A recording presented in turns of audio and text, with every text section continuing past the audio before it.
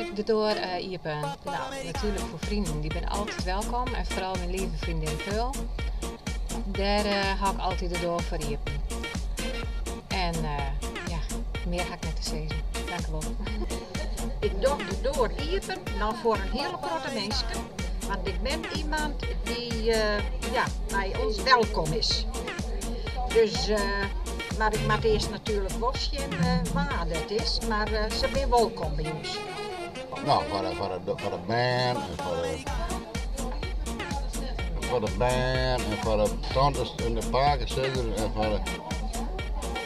en voor de vrienden en de kameraden en nou, dat is ook zo wat, noem maar op. Sinterklaas net, die heb ook er net in van. Nee. Ja, voor wie hou ik voor mijn vrouw de deur het liefst open. En voor wie niet, dat zit in de sfeer van de werkgever, maar daar hebben we het verder niet meer over. Ja, goeiedag. Weet ik de doorwagen wie het verriepen door? Nou, dat is voor een hele goede buurman. Want de beste buur is beter dan een verre vriend, wat er al iets zijn. En daar mag we al geen rekening mee houden. Maar dat je een goede buurman hebt, dat je goed mee opzetten kan. En dat je alle dagen even moet uitgaan of wat dan het maar is, of een buurvrouw. Dat heb je uiteindelijk meer aan als een familielid dat ergens in Amsterdam woont.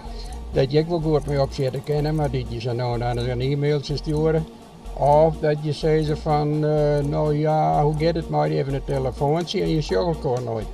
Nou, en dat moet ik dan even melden. Dankjewel. Goeiedag, ik hou de deur altijd open voor mijn man. En verder voor alle vrienden die graag buurs komen maaien.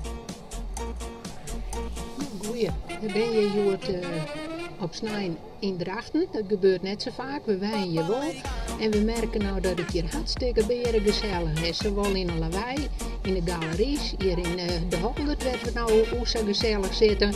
Maar een hele kopje koffie en gebakken en de bipjes hier. En nou, wat wil je nou meer? Dit zou vaker gebeuren moeten.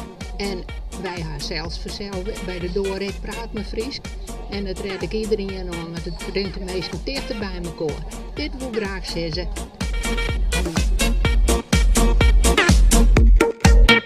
Wish me something.